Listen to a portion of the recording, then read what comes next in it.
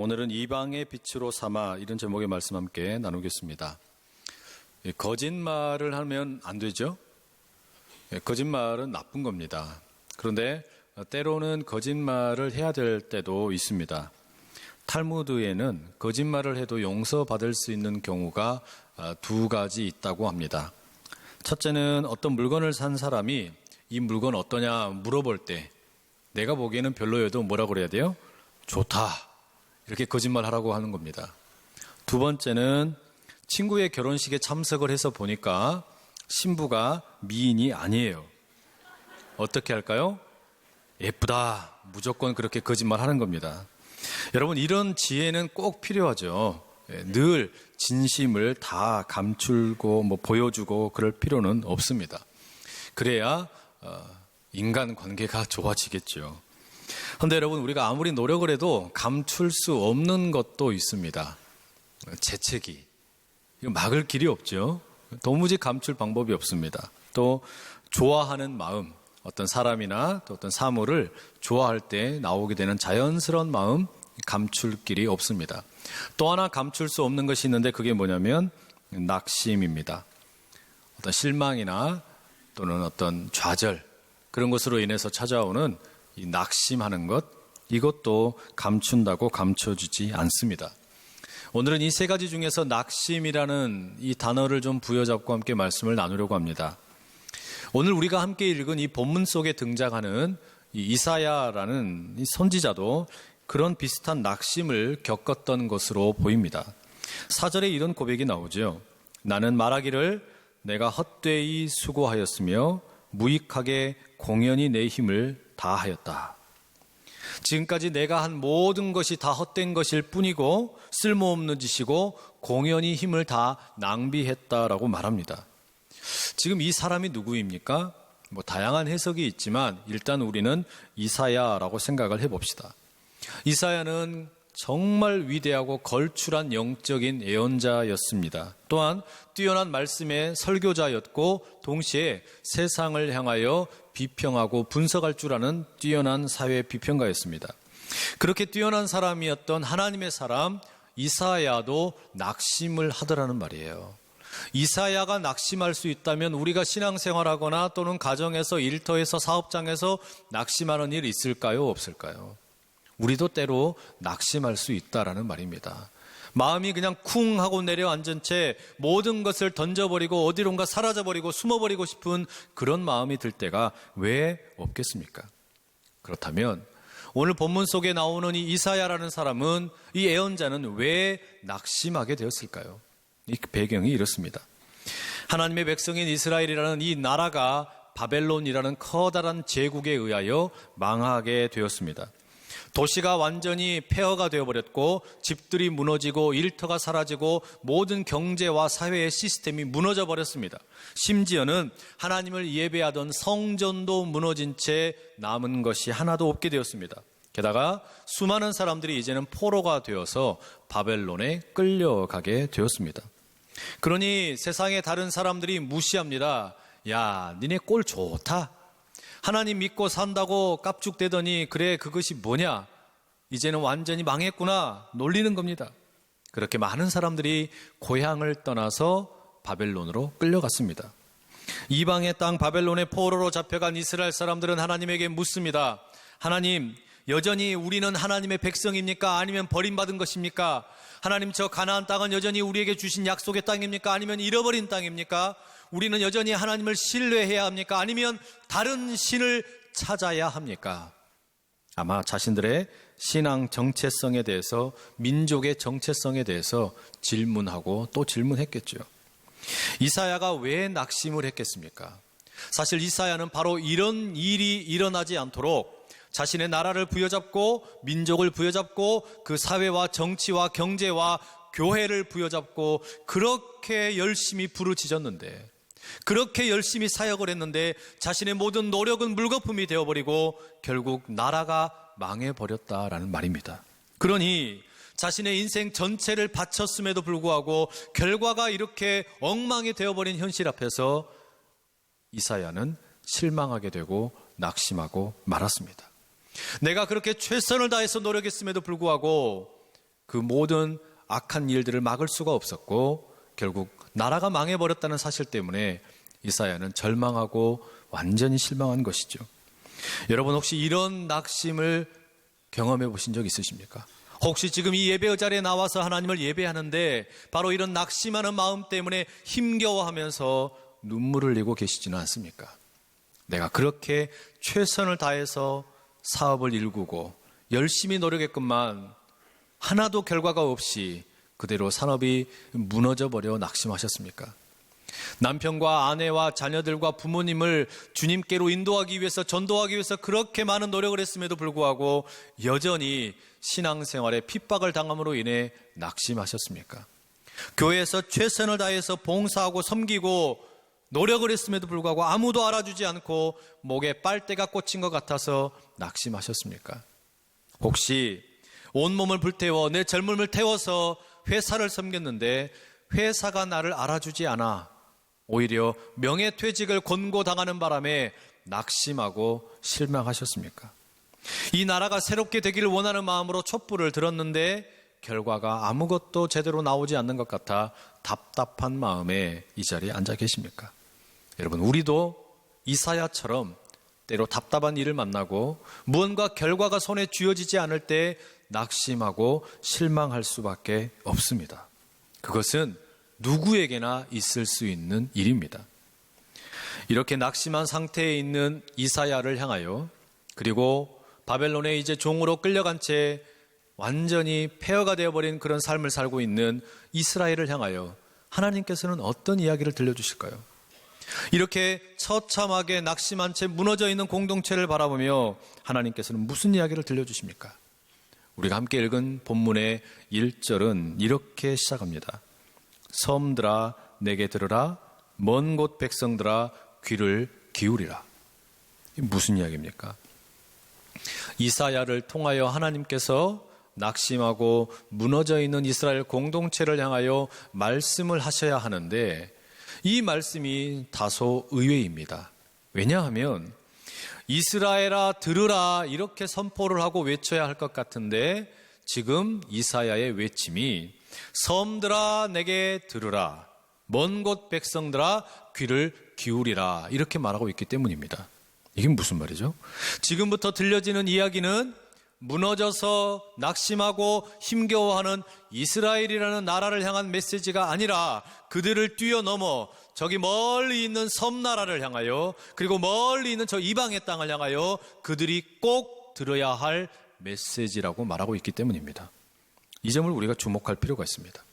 일반적으로 우리가 생각하기에 어떤 낙심한 사람이 있다, 때로는 낙심한 공동체가 있다 그러면 우리는 어떻게 해야 됩니까? 바로 그 대상을 향하여 먼저 무언가 말을 해야 되잖아요. 나라를 잃고 다른 나라의 포로로 잡혀간 사람들을 향하여 뭐라고 위로해야 되겠습니까? 당신들 돌아올 수 있습니다. 당신들 돌아오면 하나님께서 힘 주시고 능력 주시고 경제를 회복시켜 주시고 사회와 정치와 모든 세상을 다시 한번 새롭게 하실 것입니다. 이렇게 말하는 게 정상이잖아요. 그런데 지금부터 선포될 메시지는 이스라엘을 뛰어넘어 온 세계를 향한 메시지라고 이야기하고 있는 것입니다. 3절에는 이렇게 기록되어 있죠. 내게 이르시되 너는 나의 종이요 내 영광을 네 속에 나타낼 이스라엘이라 하셨느니라. 하나님께서 지금 무너져 있는 삶과 낙심한 사람들을 향해서 누군가 한 명의 종을 일으키시겠다라는 겁니다. 하나님의 종을 준비시키겠다 말씀을 하십니다. 정치와 외교와 경제와 모든 상황이 무너져버린 이스라엘의 현실 앞에서 하나님의 종을 준비시키시는데 그 종이 누구냐? 여기에 대해서는 개인이라는 사람도 있고 공동체라는 사람들도 있습니다. 거기에 대해서 성경이 정확히 말해주지 않기 때문에 그거는 건너뛰고 우선 우리가 먼저 생각을 해보려고 하는 건 뭐냐면 낙심해버린 이사야, 그리고 나라를 잃어버린 이스라엘, 이들을 위해서 누군가 한 사람 하나님의 종이 준비되는데 바로 그 사람에 대해서 하나님이 어떤 이야기를 들려주시느냐 하는 점입니다. 그리고 그가 무슨 일을 하느냐라는 거죠. 본문의 1절 하반절과 2절에 보면은 그 하나님의 종에 대해서 이렇게 묘사하고 있습니다. 여호와께서 태에서부터 나를 부르셨고 내 어머니의 복중에서부터 내 이름을 기억하셨으며 내 입을 날카로운 칼같이 만드시고 나를 그의 손 그늘에 숨기시며 나를 갈고 닦은 화살로 만드사 그의 화살통에 감추시고. 이 본문에 보면 하나님께서 지금 낙심한 이사야와 이스라엘 공동체, 그리고 심지어는 이제 멀리 있는 나라들까지 그들 모두를 위해서 누군가를 준비시키는데, 이 하나님의 종이 어떤 사람이냐? 어머니 뱃속에 있을 때부터 먼저 하나님이 부르셨답니다.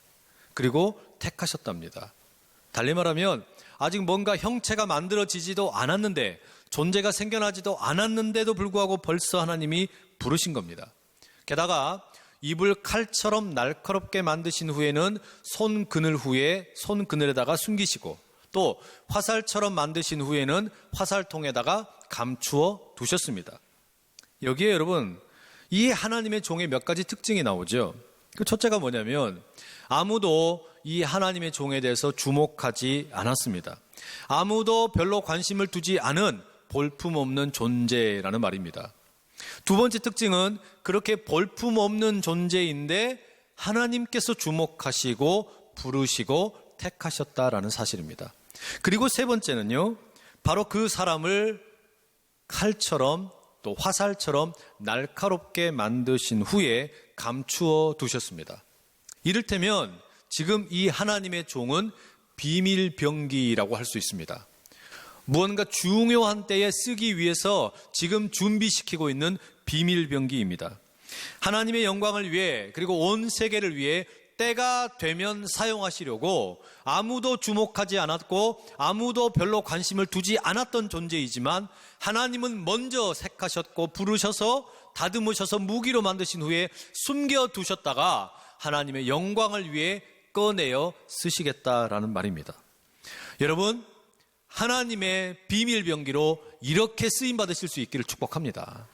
세상에서는 우리 잘 몰라줄 수도 있고 우리를 볼품없는 존재라고 말할 수도 있겠지만, 그러나 하나님께서는 우리가 어머니 뱃속에 있을 때부터 이미 바라보시고 택하시고 우리를 칼과 화살로 만드셔서 숨겨두셨다가 때가 되면 우리를 사용하셔서 낙심한 자들을 일으키고 낙심한 공동체를 세우고 이제는 온 세계를 향하여 나갈 수 있는 도구가 되게 하실 줄로 믿습니다.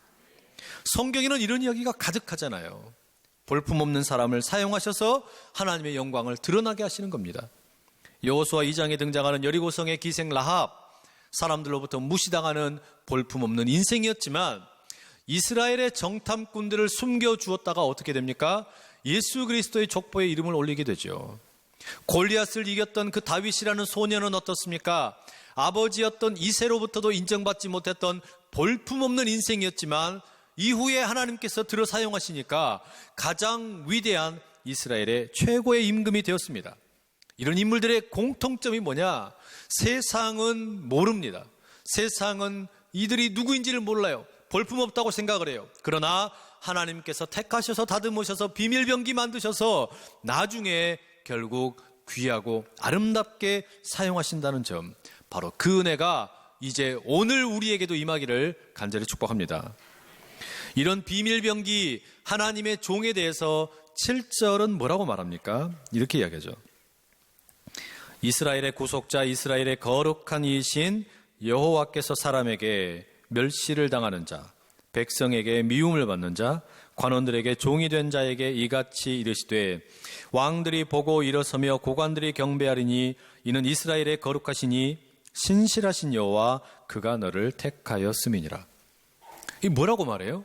볼품없는 인생이었습니다. 사람에게 멸시를 당하던 자, 백성에게 미움을 당하는 자, 관원들의 종이 되어서 끌려다니던 자, 바로 그 자를 하나님이 택하셔서 완전히 새롭게 빚으시고 이제는 하나님의 종으로서 영적인 비밀병기로서 사용을 하시니까 그때 비로소 세상의 임금들이 다 절하고 엎드려 경배하게 되더라는 말입니다. 지금은 우리가 무시당하고 때로는 어떤 낙심한 상태에 있을지 모르지만, 그러나 하나님이 우리를 들어 사용하시기만 하시면 우리가 이렇게 높임받게 되는 인생의 역전이 일어나게 될 줄로 믿습니다. 그러면 이렇게 숨겨져 있던 비밀병기가 도대체 누구입니까? 두 가지로 생각을 해볼 수 있어요. 먼저는 우리 주님 예수 그리스도이시죠. 예수 그리스도야말로 하나님의 비밀 병기입니다. 숨겨져 있었습니다. 사람들은 몰랐습니다. 하나님이 이 땅에 보내신 아들 예수 그리스도이지만 자기 백성들이 영접하지 않았습니다. 그래서 예수님을 무시했고 나사렛에서 어떻게 선한 것이 나오느냐 무시했습니다. 침을 뱉었고 또 칼로 찌르고 심지어는 십자가의 못을 박아 죽게 내버려 두었습니다. 그러나 그 주님을 우리 하나님께서 붙드셔서 사망 권세를 이기고 부활케 하시니 그 주님이 영적인 비밀병기가 되어 세상의 모든 악한 것들을 무찌르고 하나님의 구원을 선포하며 온 세계 가운데 하나님의 영광을 드러내는 복된 일들을 감당하지 않으셨습니까? 그러니 우리 주님이야말로 바로 그 하나님의 종으로 이 땅에 보냄을 받은 영적인 비밀병기임에 틀림이 없습니다. 동시에 이 비밀병기가 누구냐? 예수 그리스도의 몸으로 부름을 받고 또한 교회가 된 바로 여러분 모두가 하나님의 비밀병기입니다. 이 비밀을 붙드실 수 있기를 축복합니다. 내가 하나님의 비밀병기다. 내가 하나님의 손에 붙들린 바 되어서 지금은 감추어져 있고 지금은 볼품없어 보이지만 인생의 역전을 이루어내시고 나를 통하여 하나님께서 영광스러운 일을 행하실 것이다. 이 믿음이 2017년 다시 새롭게 되기를 원하시는 여러분 가운데 가득하시기를 간절히 축복합니다. 이렇게 하나님의 비밀병기로 택함을 받은 하나님의 종이 그러면 무슨 일을 하게 되느냐? 5절에 이렇게 기록하죠. 이제 여호와께서 말씀하시나니 그는 태에서부터 나를 그의 종으로 지으신 이시요 야곱을 그에게로 돌아오게 하시는 이시니 이스라엘이 그에게로 모이는도다. 그러므로 내가 여호와 보시기에 영화롭게 되었으며 나의 하나님은 나의 힘이 되셨도다. 숨겨져 있던 종을 통하여 하나님이 무슨 일을 하십니까? 흩어졌던 야곱의 가족들을 한데 모으신답니다. 이스라엘이 나라를 잃고 바벨론에 끌려가고 또 어떤 사람들은 먹고 살기 위해 메소포타미아로 어떤 사람들은 이집트로 그렇게 전 세계로 뿔뿔이 흩어져 살게 되었습니다. 말하자면 이제 디아스포라가 되었다라는 말이죠. 이 경험을 우리 민족은 알고 있죠. 일본에 의해서 나라를 빼앗겼을 때 많은 사람들이 일본에 잡혀가기도 하고 중국으로 먹을 것을 찾아서 가기도 하고 하와이로 가기도 하고 이렇게 흩어져서 살게 되었습니다. 그런데 이 하나님의 종이 무슨 일을 하게 되느냐? 흩어졌던 그 이스라엘의 많은 디아스포라를 다시 돌아오게 하겠다라는 거예요. 잃어버린 가족들이 다시 돌아올 수 있도록, 그래서 함께 하나가 되어서 기쁨을 누리고 회복의 역사가 있게 되도록 일하시겠다는 겁니다. 바로 이 일의 주인공이 누구냐? 하나님의 종으로 부름받은 저와 여러분인 줄로 믿습니다. 하나님께서는 우리를 통하여 바로 그렇게 잃어버렸던 자들을 돌아오게 만들고 우리 백성들을 새롭게 하고 하나님의 은혜 가운데 거하는 이 민족이 되게 하시고 이 나라가 되게 하여 주실 줄로 믿습니다. 여러분, 이 놀라운 말씀을 들었을 때 그렇게 나라를 빼앗겨버린 채 바벨론에 가 있고 또 메소포타미아에 이집트에 흩어져 있었던 사람들, 이 이야기 들었을 때 얼마나 감격스러웠을까요? 야, 하나님께서 우리를 다시 돌아오게 하신대. 우리가 그토록 꿈꾸던 저곳 가나안 땅으로 다시 우리가 돌아가게 하신대. 거기에서 함께 가족들과 한데 모이게 해주신대. 우리가 함께 하나님께 다시 한번 예배드리게 해주신대. 그런데 여러분, 이게 전부가 아니에요. 하나님께서 저와 여러분을 하나님의 종으로 택하셔서 때가 되면 사용하시려고 준비하고 계시는데 이 일이 그저 단지 우리 가족들을 돌아오게 하는 것으로 끝나는 것이 아니더라는 말이에요. 하나님께서 우리가 잃어버린 가족들을 다시 돌아오게 하는 것으로 끝내는 게 아니고 더 위대한 일을 계획하고 계십니다. 6절의 말씀 이렇게 기록하고 있습니다. 함께 읽어보시죠. 시작. 그가 이르시되 네가 나의 종이 되어 야곱의 지파들을 일으키며 이스라엘 중에 보존된 자를 돌아오게 할 것은 매우 쉬운 일이라. 내가 또 너를 이방의 빛으로 삼아 나의 구원을 베풀어서 땅 끝까지 이르게 하리라. 아멘. 이 뭐라고 말씀하시는 겁니까? 단지 야곱의 잃어버린 자녀들을 돌아오게 하는 것, 그것이 내가 계획하는 일의 전부가 아니다라고 말씀을 하시는 거예요. 그것을 뛰어넘어서 너를 통하여 이방의 빛이 되게 하여 세계 모든 사람들이 하나님의 구원의 빛을 보게 만드시겠다는 겁니다. 이거 얼마나 기가 막힌 일입니까? 여러분, 이걸 달리 말한다면 이런 거예요.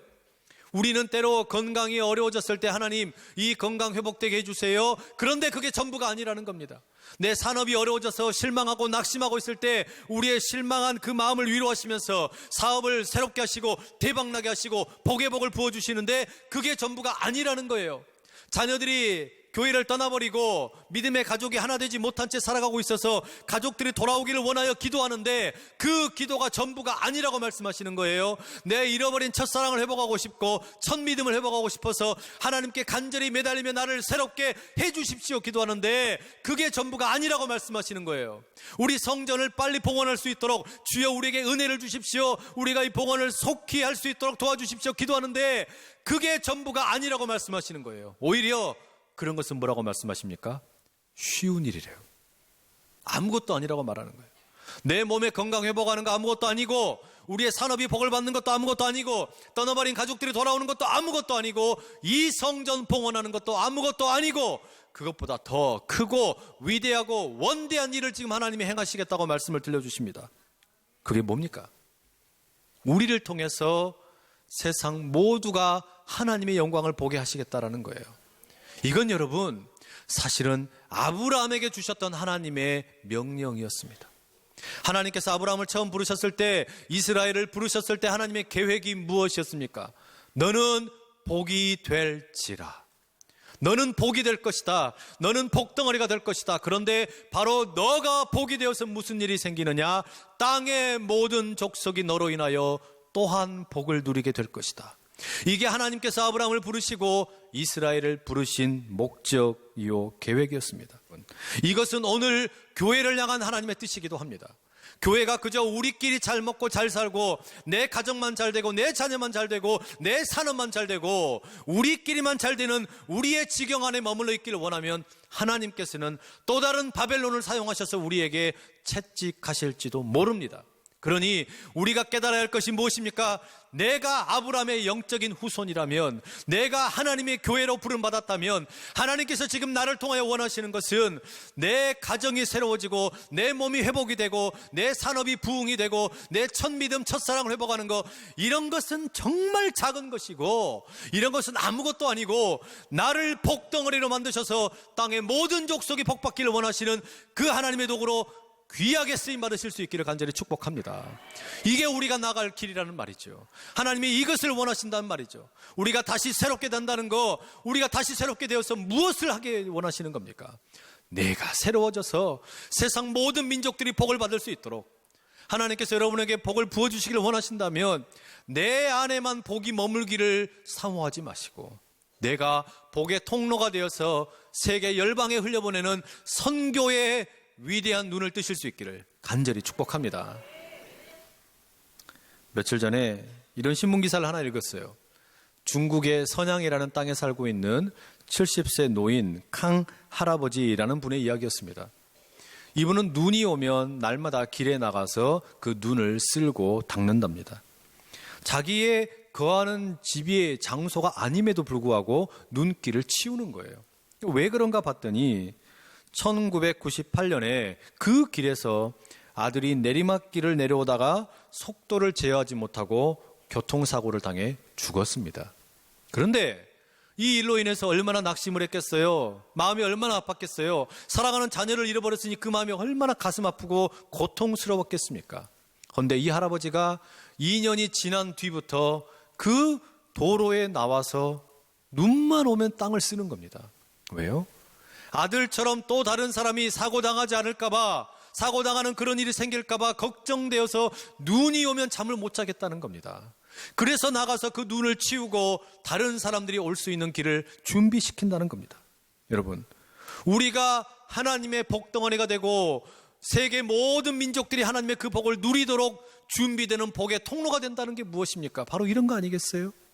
나는 비록 낙심할 수 있고 상처받을 수 있고 아플 수 있고 어려움이 있지만, 그러나 이 모든 아픔과 상처와 연약함이 하나님 앞에 드려지게 되면 하나님이 나를 복덩어리 삼으셔서 세상 모든 자를 향하여 아름다운 복을 흘려보내 주실 줄로 믿습니다. 그러니 여러분, 우리가 이방의 빛으로 살아가는 은혜를 누리기를 축복합니다.